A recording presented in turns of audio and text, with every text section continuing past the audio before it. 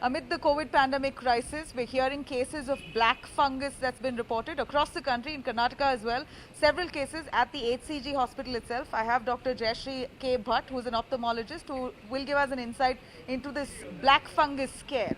Dr. Jayashree, please, if you could explain to us how many cases have come at your hospital, and currently we hear many hospitals reporting cases like this in Karnataka. Should we be worried? This is something that is definitely a cause for concern because earlier we were seeing very few cases of black fungus.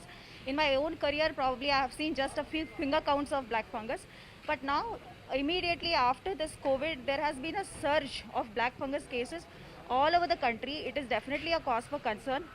And this fungus is nothing but something which is there in me, which is there in you, is there in everybody.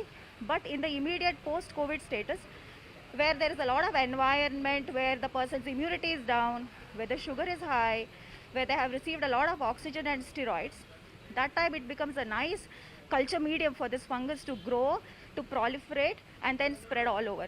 So that is why it is a scare. And currently in HCG, we have established a special hotline, a helpline for mucormycosis cases, and we are running a specialized clinic with a set of doctors. And we have in a day probably sometimes seen more than 15-16 cases getting reported. Okay. And I think currently we've already dealt with more than 50, and the numbers are just yes, they are rising. So if, now we hear that there aren't enough. In fact, people who have been detected with black fungus don't have sufficient medical supplies in terms of the injections, or they are finding it hard to access these injections to treat black fungus. Is that true? There is definitely some truth to it.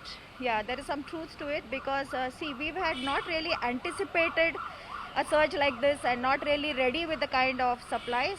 The mainstay of treatment is a drug called as amphotericin B, and a particular form of amphotericin B which is less toxic to one's kidneys.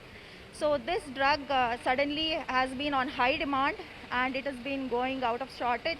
I mean, out of people are facing shortage, and of course many companies are now coming forward to make it more and more, manufacture it more and more. Right. I'd like to ask you, Ms. Jayashree, we do know that black fungus, we've seen some really scary pictures. If you can tell us what exactly is the symptoms and how do you early detect it? And if you detect it earlier on, it's better chances of curing it, is it? Yeah, absolutely. Like any other disease, black fungus is something which early detected can be better managed. Okay. So you have to think of an environment where a person is has COVID at about 2 or 3 weeks post-COVID. If he or she has been in a hospital environment, has been diabetic, or has been having high surge of sugars during this COVID, has received high flow oxygen, has received short of steroids, and also drugs which will depress the immunity, like the tocilizumab. So these kind of drugs, then these people should be especially watchful of certain symptoms, like if they could have stuffiness of the nose, they could have heaviness of one side of the face, they could have tooth pain or slight numbness. Very direct straightforward symptoms, they are not there. There is no classy symptom as such. So it could start with any of these vague symptoms, like a slight headache or something, and then with all this history that I just listed out, there has to be a very strong suspicion that there could be this fungal infection which is there inside. Right. It's usually among people who've recovered from COVID or who are suffering from COVID, or just anybody could get it? In all the cases we have seen so far, the setting is pretty classic, that there has been a history of COVID, okay, and classically maybe 2 weeks to a month after the first symptoms of COVID have started. So this is the time that we are actually seeing the cases that are coming in. Yeah. And what's the damage that it can do? We, again, like I said, scary pictures that we're seeing online. We haven't I've not seen anyone per se directly, but what are the... Well, see, I do not want to create panic. I do not want to create panic. The whole attempt of being part of this is to help people understand and to give the right information.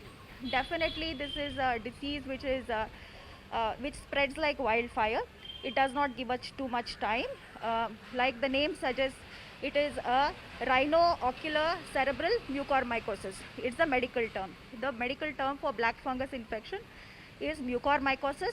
More elaborately, rhino, which means the nose and the sinuses, orbital, which means the eye, and cerebral. So it Here just you could comes- get blind with it if it. Exactly. So then it really starts from here in the sinuses at the nose part. Then it traverses through the orbit, the socket, and then it can involve the eye, and then there is an extension to the brain. So the earlier recognized, and if people can come on time with all this, background of whether they had got steroids, whether they have been COVID and high flow oxygen, which are all like reasons for them to suspect it more. Early presentation can help us save lives, can help us save vision Absolutely. also. A quick word finally, any prevention methods? So my appeal to all the people who have been who are at home and staying safe, the first best thing to do is not get COVID, to wear masks, to be socially and physically distanced and stay at home.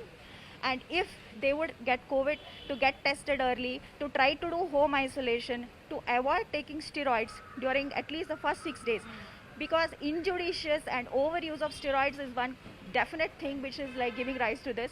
That is what we are observing. And to keep a very good watch on the blood sugars, even if it is a non-diabetic, COVID sometimes induces a diabetes kind of a state. Okay, so to keep a watch on sugars and try to do home isolation, unnecessarily don't get admitted to hospitals. And after recovery, if there are any signs like this, then to immediately reach out to doctors and not really waste time.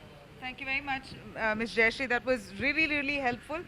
Considering we're seeing a rise in black fungus cases in Karnataka, the other parts of the country as well, let's hope people understand what this really is and get a hold of it before it worsens. With camera person Pawan Kumar, Nabila Jamal for India Today, Bengaluru.